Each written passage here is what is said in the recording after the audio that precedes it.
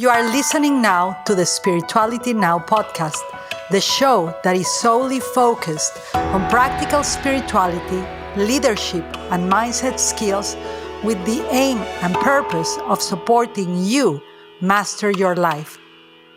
Welcome to the Spirituality Now podcast.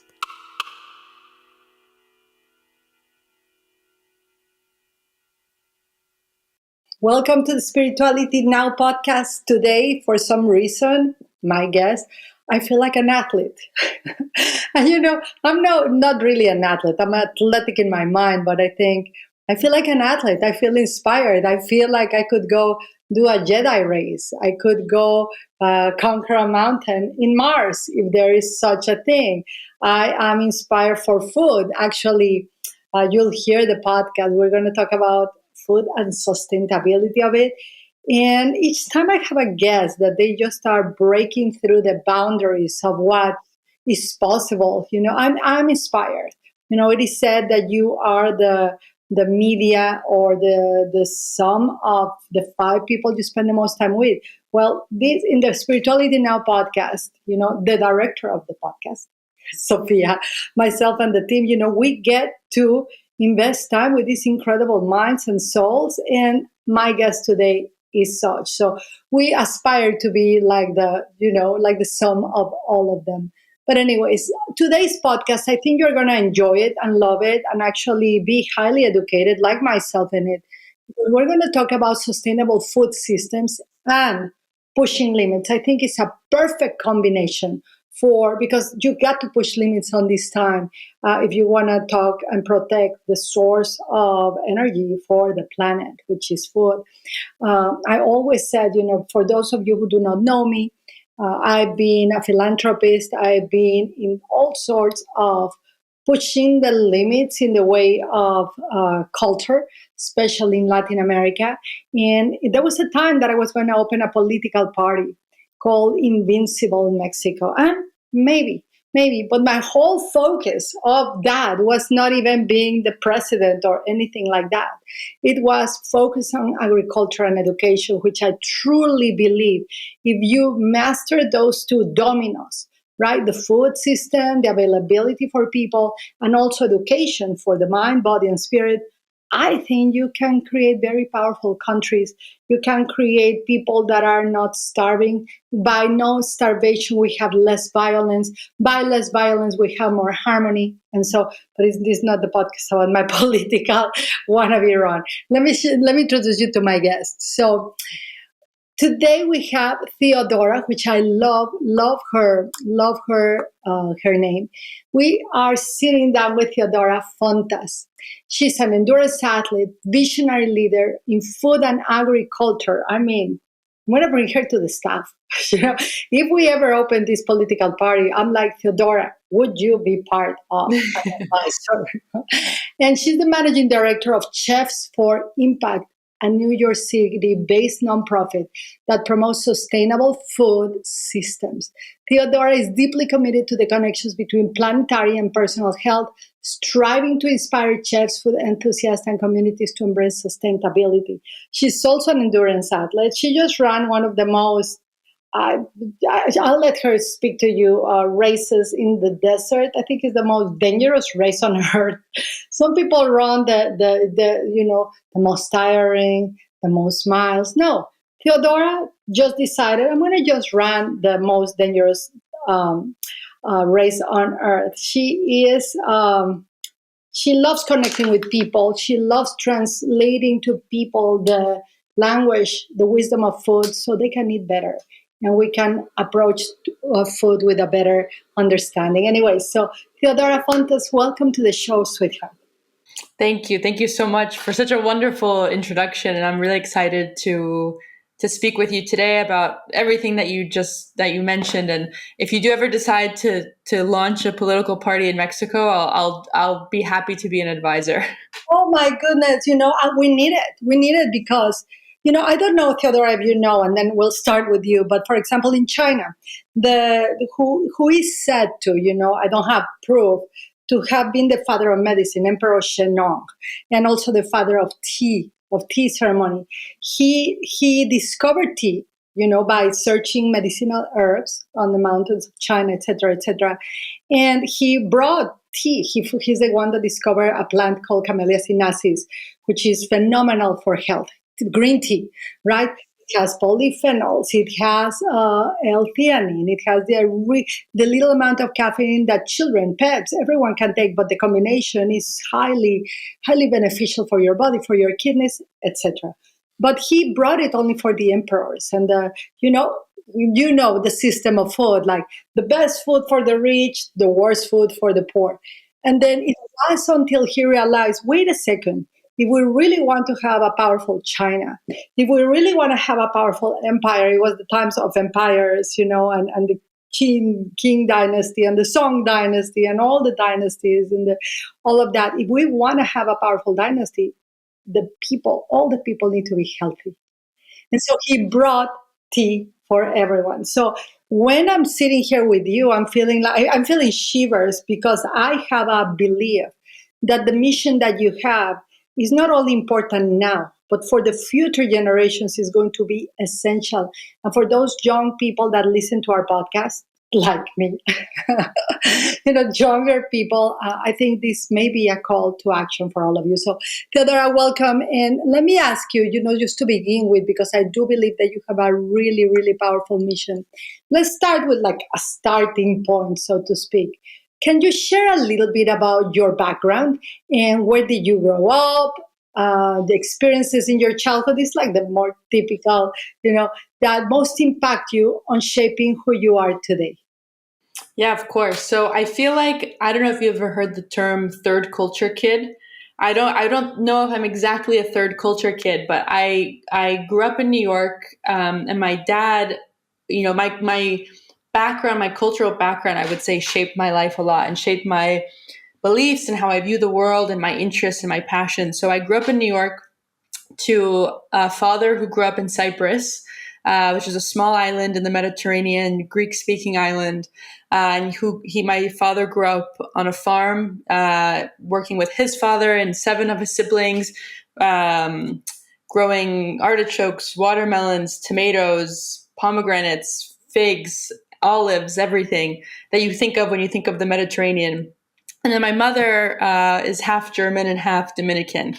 And so I came from a very diverse, multicultural background, but I grew up in New York. So I'm very much so American, but with a lot of different cultural influences.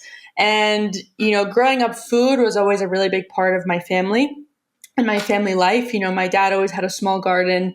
We had a big garden, but a small part of it dedicated to growing some vegetables, things. So I always grew up being around, like playing in the dirt, growing things with my dad, cooking in the kitchen with him. He managed a Greek restaurant. So I was working in a restaurant from the time I was 12 years old. I was around food. I was, I always just wanted to be around my dad and help him out. And so I was being a hostess. I was being a server. I'd run back and forth in the kitchen just to see what they were doing. But it's funny because I feel like children of immigrant parents have similar experiences where your parent, they really want you to follow a certain path. They moved to the US for you to have a good life. So you're going to become a doctor, a lawyer, or an accountant, or something that's very secure, pays very well. You have a 401k, you have healthcare benefits, you're set for life. And so I grew up with my dad always telling me, don't go into the food industry, don't do it. Whatever you do, don't do that. And of course, I now run a nonprofit in the food space. So it's like a double whammy. It's a nonprofit and in the food space. So I think that was a hard pill for him to swallow at first.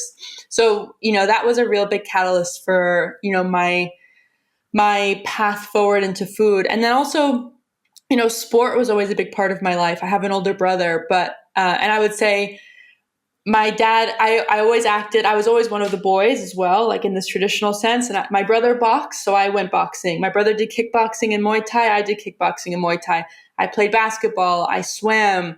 I tried. I think my parents put me in every sport you could think of just to try. I ice skated. I did everything, which really gave me a nice, strong foundation. And I definitely, I carried that forward into my life and all the skills that gave me. So sport and food have always been a big part of, my upbringing in New York, and then the cultural background that I come from, and looking at food and connecting to people and through language and experiences has been quite impactful in my life.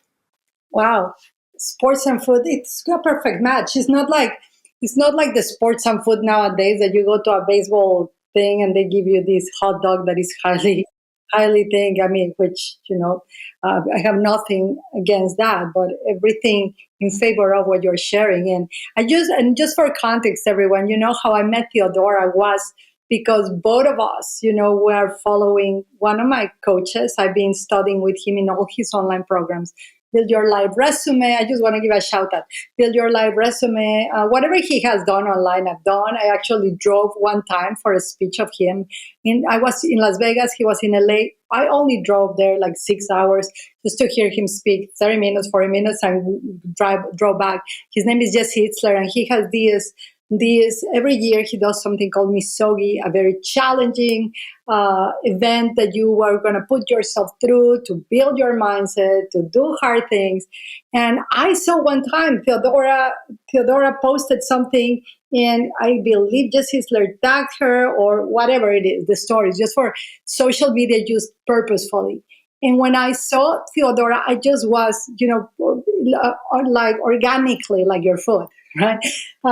Led to her. And I'm just saying this because, well, shout out, because I met her indirectly through Jesse Itzler and through doing Misogi's challenging things, which we'll talk about it. But also what impressed me a lot, Theodora, is I went to see your social media. I saw the relationship with your dad.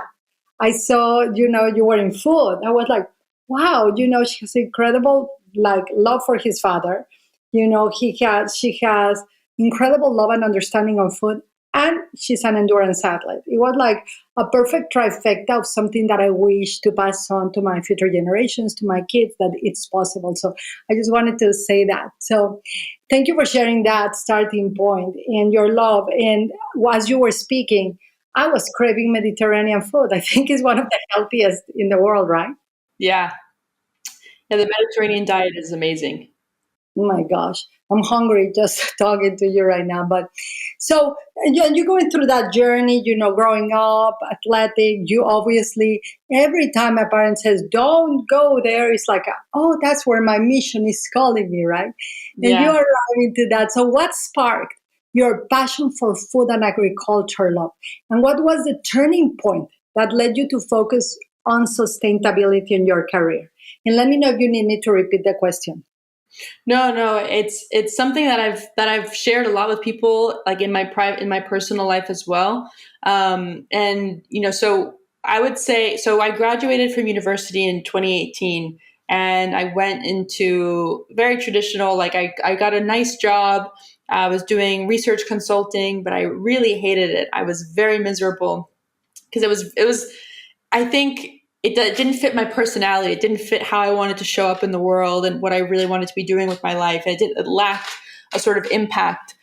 So I quit my job in the fall of 2019. And then right after I quit my job, I developed a thyroid condition, and it totally wiped me out. It just, I lost a lot of weight. I couldn't do too much because my heart rate was very fast all the time. I was very lethargic and tired constantly. And it was interesting because my mother, at the same age that I was at the time, developed a thyroid condition. And I had seen my mom take thyroid medication for the last 30 years. And so, or she's been on it for more than 30 years. But so for my whole life, I've known her on thyroid medication. And it didn't heal it. It just kept her at equilibrium.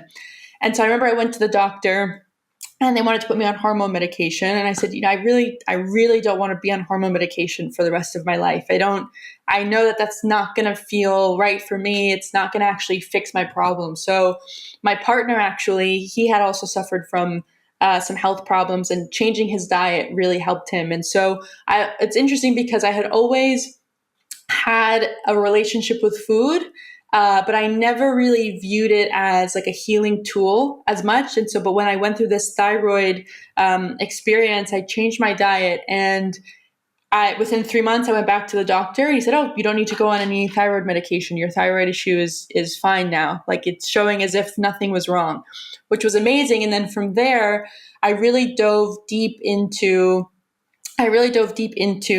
um, like the intersections of how our food is grown and how it affects our personal health. So I felt like the diet that I started following was from the medical medium. And then from there, I read a book also called Kiss the Ground. And in Kiss the Ground, he really talks a lot. The book really talks a lot about, in tradition, industrial farming practices are wreaking havoc on the earth, and we're seeing there's so many negative externalities that come from this, but then also on our health. We're seeing chemicals that are being sprayed and used in the 70s and infected mothers being passed down to their grandchildren now, just because it's passed through the bloodstream, it's passed through breast milk.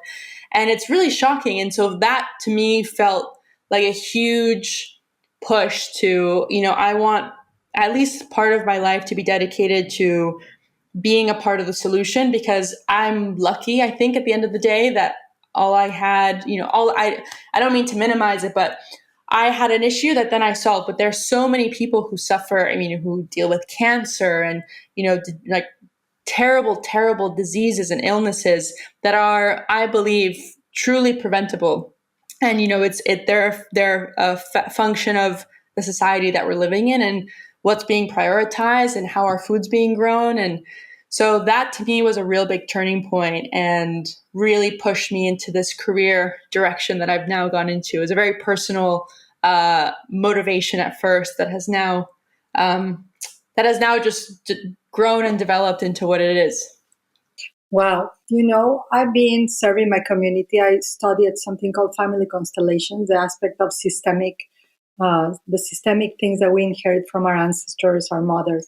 And what you just said about the same age your mother was diagnosed and you get diagnosed, but there is a wonderful saying from one of my mentors. His name is Mark Walling, who wrote an incredible book that I recommend to everyone. It didn't start with us, but it can end with us. Actually, they've done a movie. They do Netflix series about that. But you did that. It may have started with your mother or the food industry, but it kind of, repeating on you was a call for you to end with you, to find a solution. Love how you speak, by the way. You should have a TED Talk. Rena. I don't know, because you're a good speaker, and I think these are topics that we need more of right now. More than motivation, more than all of that, is like, what are we doing? What is discussing? What problems are we solving? And why do we need to change? So love that. So you've been pushing boundaries since really young, right? Like since your dad, don't go in the food industry, Papa, here I go, pushing boundaries. So you've been known to push your mental and physical limits too. Theodora, I was obsessed. You seem to me, watching your social media, and I'm following your race in the desert. I'll let you talk about that. But I was obsessed because you reminded me of Dune. Have you seen that movie, Dune? It's funny. I didn't see the movie, but I was thinking I've seen the trailers and the clips, and I was thinking a lot about it. It's like I'm meeting her. It's like I'm meeting her, but yeah, because that requires endurance. If that's such a parallel reality life, that will be endurance thing. But can you tell us a little bit about that recent race or any challenging races that you run across? Is it the Gobi Desert? Tell me. The Sahara. Oh, the Sahara. Oh my gosh. See, I don't even like the Sahara. She ran across the Sahara. The Sahara Desert. And I want to know everything about it. Like, why that one for your misogi? When you put that one, I'm like, oh, I got to push my limits more. Just seeing you was so exciting. And what drove you to take such extreme, this is extreme challenges. This is extreme endurance. So tell us a little bit about it. Yeah, of course. Well, you mentioned Jesse Itzler before, who he's a big inspiration for me. I've been following him now, I think, for a few years. And I don't even remember how I found him. Maybe it was just through Instagram. But I knew Sarah Blakely, his wife, and I was following, probably honestly through Sarah Blakely's Instagram, because I was following her and then she posted about him. But they both inspire me. But specifically, what you mentioned before, Jesse, his concept of, doing one thing a year, every year of your life that really challenges you. But even I think in a broader sense, he's someone who's very successful, but doesn't let his career, his work life also get in the way of living a very full life. And I think from the time I was a little kid, and I don't know why I have this, but I've always had, it's not a good starting point, but I've always had a little bit of a fear of not living a full life. And I don't know where it came from. I don't know, my parents aren't necessarily like, they're not adrenaline junkies, or they're not like doing all these crazy things. And I think they think I'm a little crazy when they see me wanting to go walk across the desert. But I've always had this feeling of, I want to push myself and have experiences. For me, the core of it is the experience, and having, one day, hopefully very far from now, on my deathbed, I can look back at my life and say I really lived a full life, and the life that I wanted to live, I think is very important for me. And I think that really comes from my parents, who have sacrificed a lot for my brother and I to have the lives that we want to live. They weren't always able to do what they wanted to do. So that's probably where it stems from a bit. But anyway, that's a whole other conversation probably. So I had seen, this concept, so before I even knew what a misogi was, and this concept of doing something every year of your life that challenges you, I had seen this race in a documentary on Netflix. And it was dubbed like the toughest foot race in the world.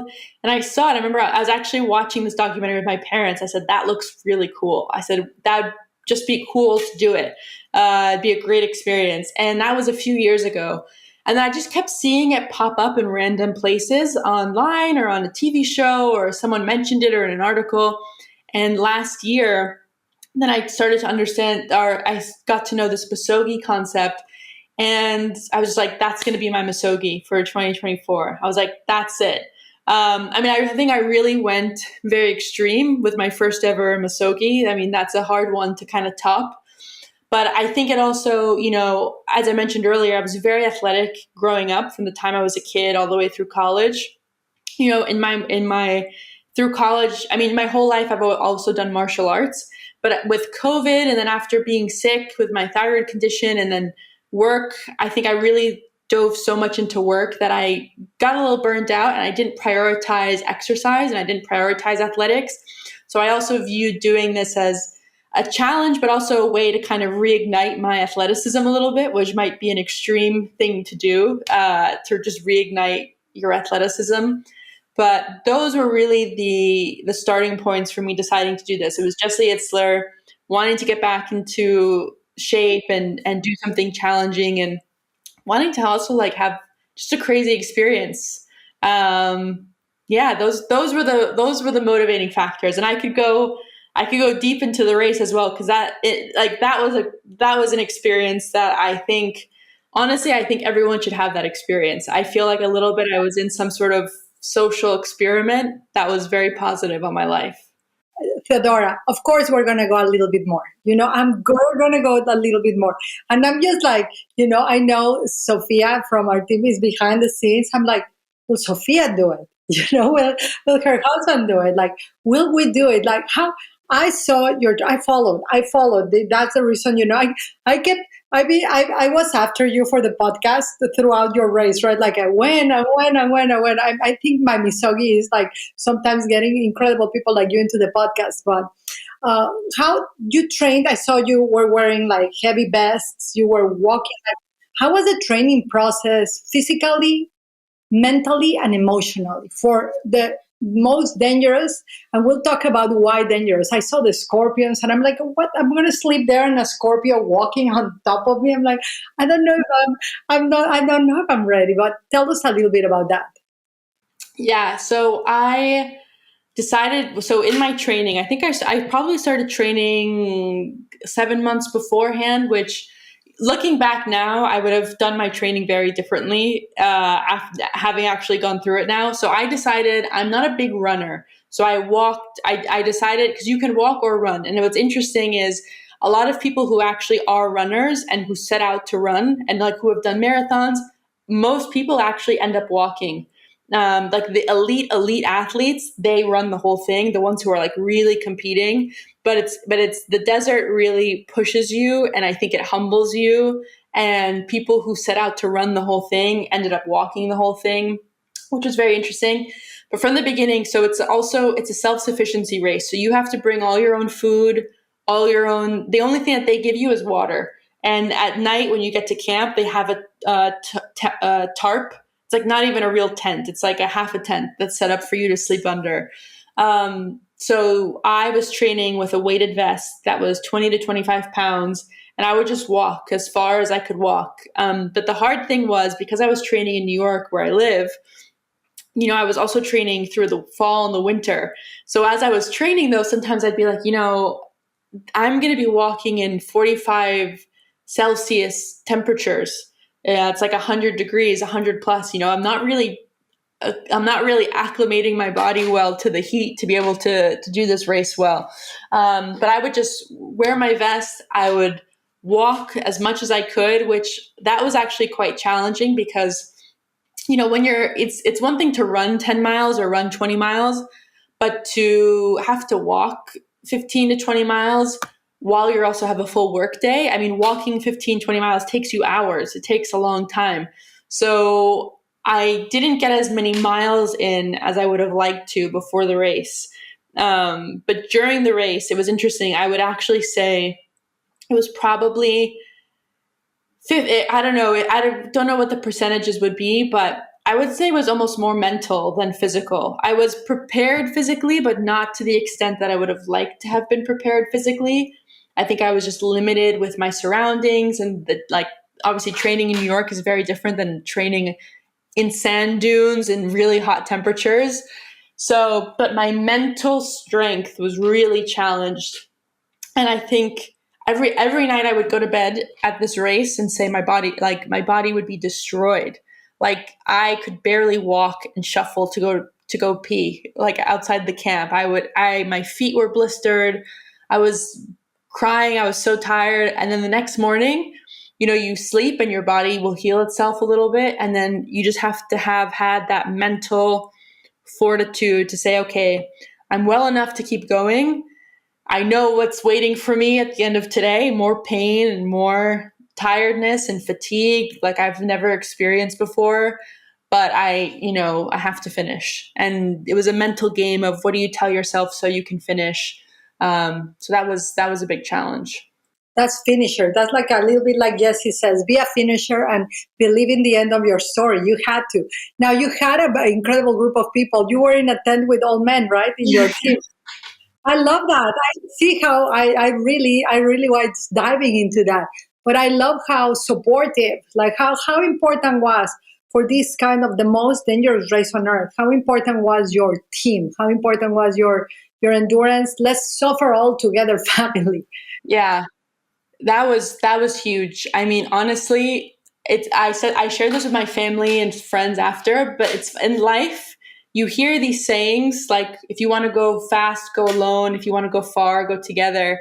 And you know what it means, but I truly live that out. Like I feel like my experience fully embodied that saying.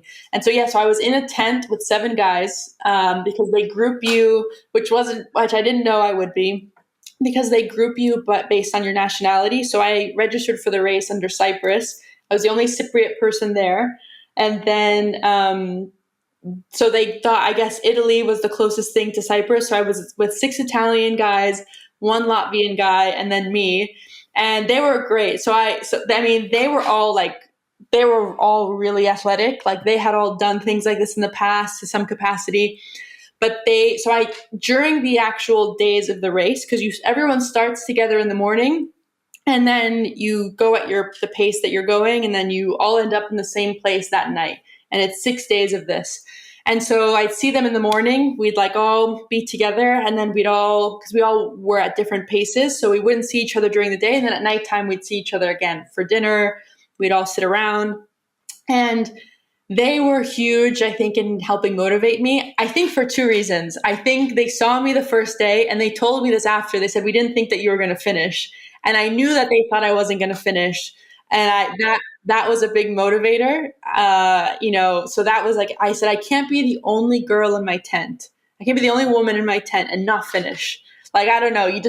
I didn't want that to be me. I didn't want them to say, oh, there was this woman in our tent, but she didn't finish. I wanted them to go home and say, oh, there was this really badass woman in our tent and she surprised us all when she finished.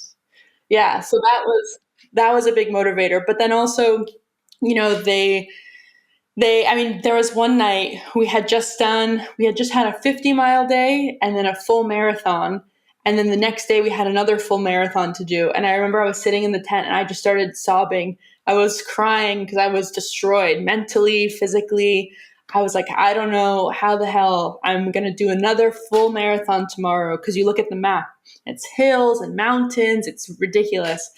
And I just started sobbing. And then I wish I had a photo of it because all these guys, they like looked at me and they're like, she's crying. What do we do? She's crying. She's crying. And then they all just surrounded me and they just started chanting my name. I don't know. It was like a very guy thing to do.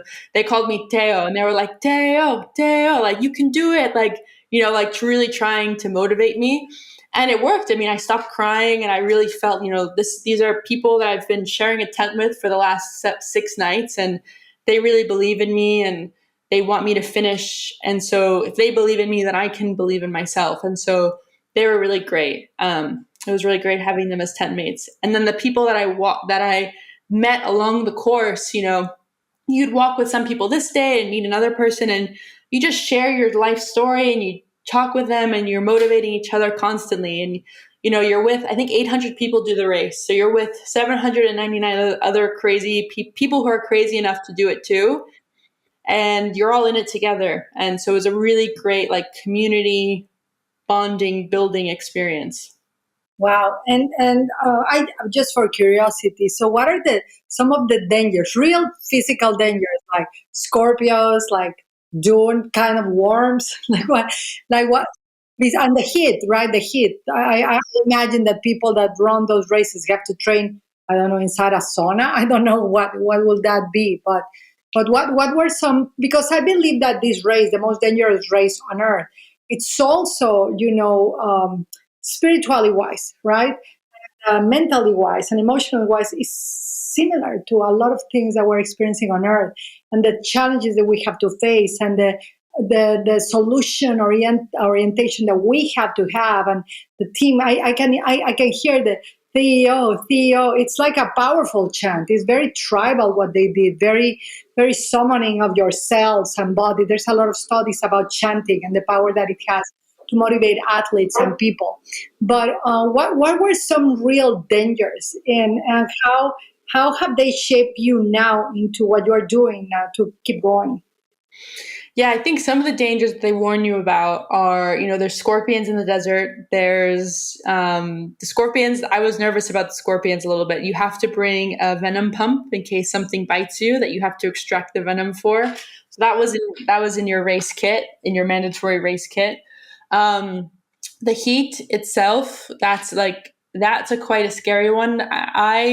For some reason, the heat didn't affect me so badly, but I walked with one guy for a bit and he started hallucinating at one point from the heat. People passed out. They couldn't go anymore. So the heat's a sneaky one. It can really mess you up very quickly. What else? Sandstorms. If there's a sandstorm and you get lost and disoriented, they have GPS trackers on you. Because I think in the first 5 years of the race, they didn't have GPS trackers. And there was an Italian man who got lost in a sandstorm and he was lost for 10 days and he had to survive. He almost died. A Bedouin tribe found him and they saved him. But they say when you're doing the race, you have to have your passport with you and 300 euros in cash. They don't tell you exactly why, but me and the other people in the race were thinking, in case you get lost in the desert and people who live in the desert find you, you have money that you can give them and you have your passport as a proof of identity if they bring you somewhere. So those I would say were the main dangers, and making sure that you're hydrated and you have enough calorie intake.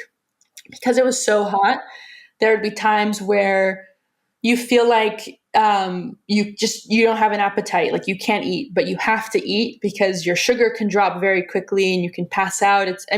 You have to be very careful about all these elements in order to just stay healthy. Your foot care as well. People had to drop out because they had such bad blisters that were getting infected and they couldn't walk anymore. So there's quite a few. Wow, Theodora, you're really the embodiment of the man in the arena. The man in the arena is to be in the arena instead of a spectator, and those challenges and all of that. Wow, what a way! I was just listening to Andrew Huberman in a podcast that he did with Joe Rogan, saying, and Jesse always says it, and Chad Wright. I don't know if you know him, which was one of the main coaches of something they did, 30 Days of Excellence. That at least it was 30 days that lasted a year on repeat. But they always speak about doing hard things. When it gets hard, get harder.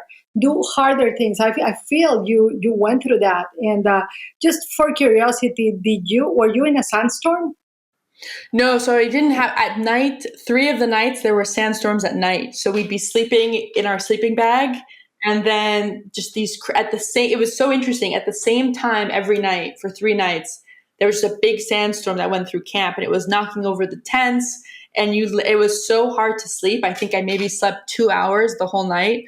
And you're just covered in your sleeping bag, and it's loud and everything's moving. Eating sand.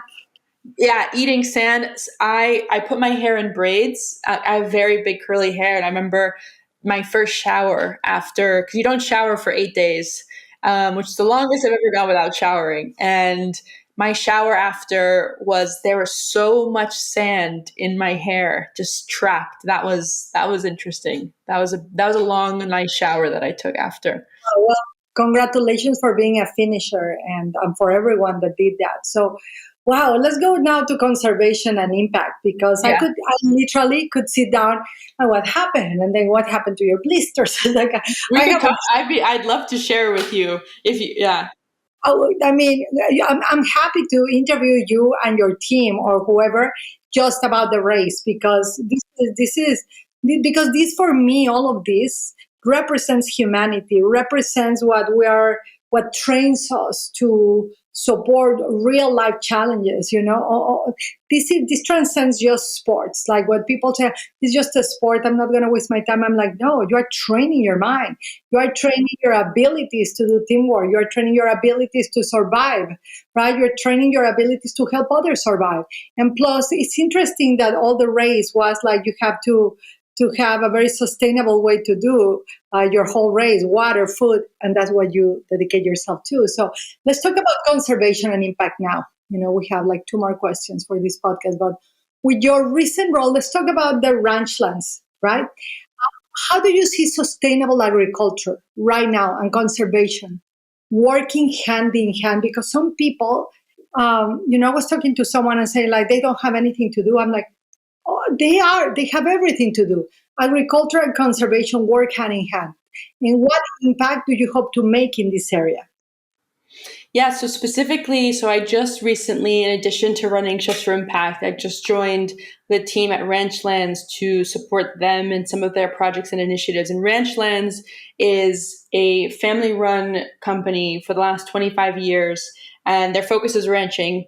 But they conduct ranching through the lens of conservation. And so their belief and what they've practiced and proven, and like other ranchers have done as well, is that ranching is a really strong tool for conservation, to restoring grasslands in the American West, increasing biodiversity, sequestering carbon into the ground.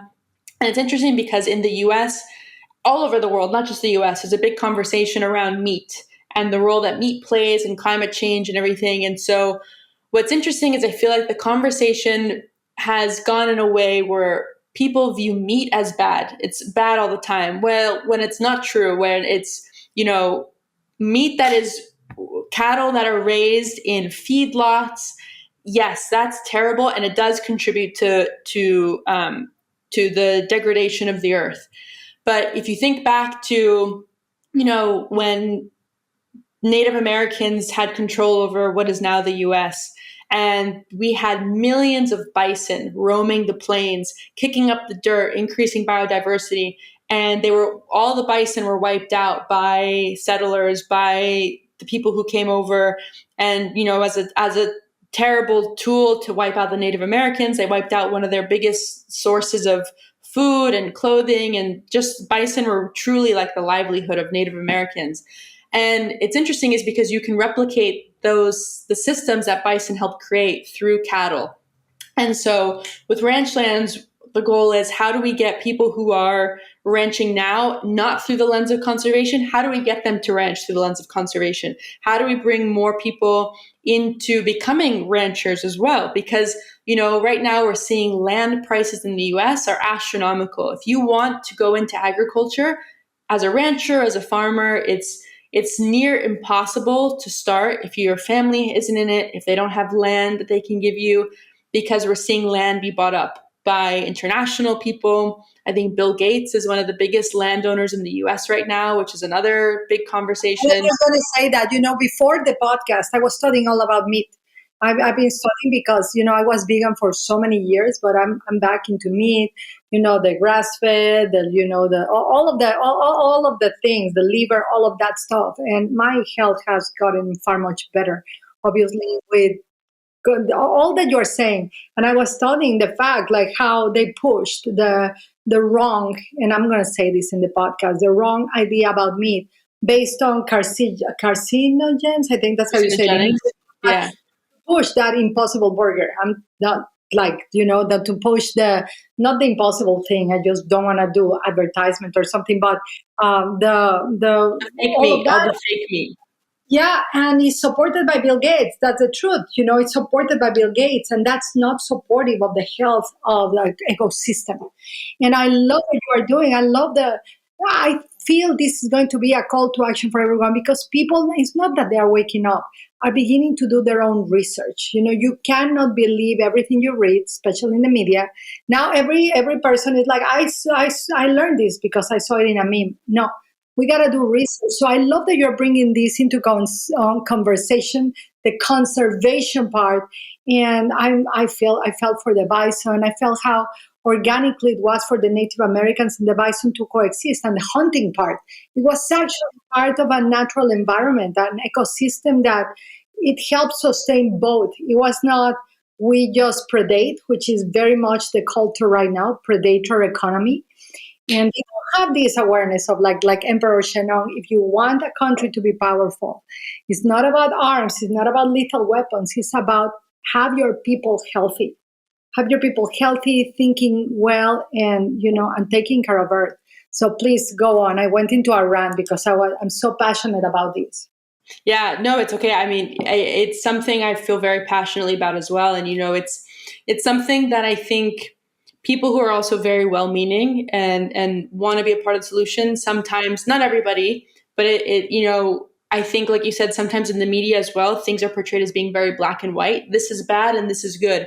And I think sometimes, especially in today's day and age, I think this has gone on for thousands of years though, the everyday person is treated like an idiot, and like we can't think for ourselves, we can't understand complex things, and things are fed to us in ways that it's, like I said, black and white, good and bad. This is where you should think about this, and this is what you should think about that. And so I think it's really important, to, like you were saying, to have a really powerful, strong country and to have a strong population. People really need to feel empowered. They need to feel like they can make choices that are right for them, that they know what's going on, that they can do hard things. Like, to me, all of these things are really interconnected because, just thinking about my experiences, just not to jump back and forth too much, but even like doing this race, it's so interesting to me now when I talk to people, sometimes when I talk to friends even or family members, and I say that I did this thing, like, oh, I could never do that. I could never do something hard like that. I'm like, well, why? And, you push someone into you try to push someone out of their baseline level of thinking, which I think is, I struggle with that sometimes too. Sometimes everyone's a little bit on autopilot. Oh, I couldn't do that. And we live in these in our own bubble where we don't believe in ourselves, or we don't know something, and we're constantly being told, oh, you can't do this for this reason, or you don't need to know about that, or this is what you should think about this. And so for me, all of this goes hand in hand of how do you live your most authentic life? How do you push yourself? How do you become the best version of yourself? How do you stay educated? How do you challenge the norms? I think challenging the norms is also at the core of all of this, at the core of challenging yourself and challenging, what we're told and what the status quo is that hasn't served people for a long time. That's a very oversimplified way of putting it, I think, but hopefully that makes sense. Yes, but because it's not motivational, it's a call to action for everyone. I love that because that encompasses a vision for the future that includes us all. Again, the predator economy is not economy. It's like how do we destroy Earth and its peoples and just give it to a little bit of people? That it's so stupid because it's not even going to help anyone, not even at the top of the chain. Or it's so it's so regressed evolutionary wise. We have to move forward. And I think I love the challenge the norms because that's a little bit of what Jesse Isler is doing. Every Friday, he used to have a Fake Fridays post that he will bring into his social media. I will give $500,000 to the president of Kellogg's if they come to tell me why are these vitamins going to help the kids? Where are the vitamins? All that stuff. So it requires courageous people, brave people to speak the truth and to like how you say, to push the boundaries, to push the limits of our mind. Because sometimes we don't believe in ourselves because that's the norm, right? Not believing in myself and then buying into the culture of someone is going to fix me. And then buying into the culture of someone is going to have to rah me into that. I believe that we need more people like you, Theo, makes us understand that the most challenging, dangerous race on earth is the race that you don't run. Right? That's going to be the most dangerous. The race that you don't run, the question you don't ask, the ignorance you keep guiding you as if it was truth because it hurts us all. Anyways, I could go on and on with you, but let's to finish the podcast, love. And I hope this is not the last time. You're welcome back to speak about any specific topics. This is your home.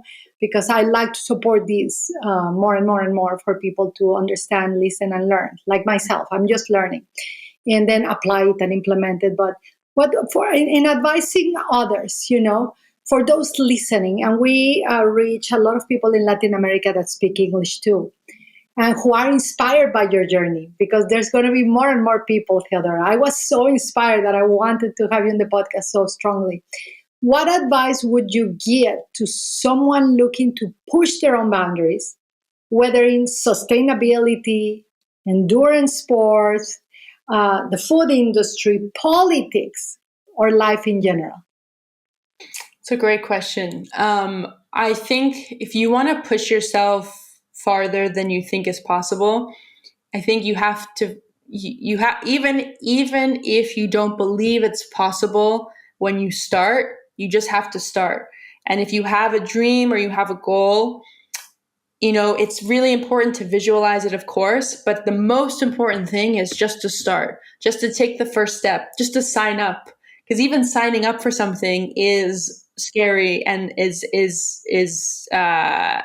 just scary. It can be terrifying because you're really putting yourself outside of your comfort zone. And I think as well, so it's being okay with not believing in yourself yet, because I think through the journey, you learn to believe in yourself. After doing my race, I truly believe that I can do anything now. That was that was a huge mind shift for me. I was like, if I could do that, I could so much in my life after, I was like, why do I get stressed about this? Why am I worried about that? I've seen my limits and I've seen what I could do, but I didn't believe in myself at first. I didn't believe that I could finish, but I found a way. And I think everyone can find a way. It's just about starting, and it's about believing the fact that one day you will believe in yourself and just leading yourself almost with a blind faith. I think having blind faith sometimes is really crucial. And I think everyone is capable of things that they don't even think is possible. we're all capable of things we don't even think are possible. Love this. This is a perfect, closure for this first conversation that we have. This is actually what faith in action means, because faith, you don't even know what it's there. I don't even know if it's blind. I think faith is just like that. That's the nature of faith. That's the nature of taking faith in action and taking the first step. And this is the old saying that they say that, leap and the net will appear. And if it doesn't, well, then you will know. Yeah. And I love that it's through doing hard things that you get to believe in yourself. It's through pushing your boundaries that you get to know those boundaries. And it's through doing hard things. And the most dangerous race on earth, remember, is the race that you will never run. So just do it, because, we have Theo here. Theo, she's a finisher. She started by signing up, making a decision, and she's here and helping the world with conservation, with sustainable food, agriculture, all of that awareness, and empowering us all to do our own endurance work. So Theo, thank you so much. I'm calling you Theo now. I feel like the friend and under the tent, right? Thank you so much for being here. Thank you for running that race. Thank you for accepting to be in the podcast. And again, you're welcome back anytime you want. And when you choose your next misogi, please keep me posted, because I'll be watching, and I'll be probably, I'll maybe sign up. I don't know. Now I believe that I can. Thank you so much, Theo, and thank you everyone for being with us. Theo, the best way to reach out to you is Instagram. Yeah, I would say Instagram is probably the best way. Okay, we will put her link of her social media. Please watch it. Please, this is one of the social media profiles that will really inspire you. It will inspire you to be better, to eat better, to do better, and to push the boundaries to the next level. Thank you, Theo, for being here, and everyone watching. And please subscribe. Remember, we're a philanthropic-based podcast. We're self-sponsored. The more you share it, the more people get to know us. We don't sell anything here, at least not yet. We recommend things and stuff, but it's all aligned to this purpose of all us growing as a healthier and more faith in action driven humanity together. This spirituality now. Thank you, everyone. Thank you. We hope you enjoyed this new episode. And if you did, please leave us a review on Apple Podcasts, Spotify, or anywhere where you prefer to listen to your podcast. Make sure to check the links to everything we mentioned in this episode. For more news, future or past episodes, or for any other inquiry, please visit our website at delaflorteachings.com. Once again, thank you for listening to the Spirituality Now podcast.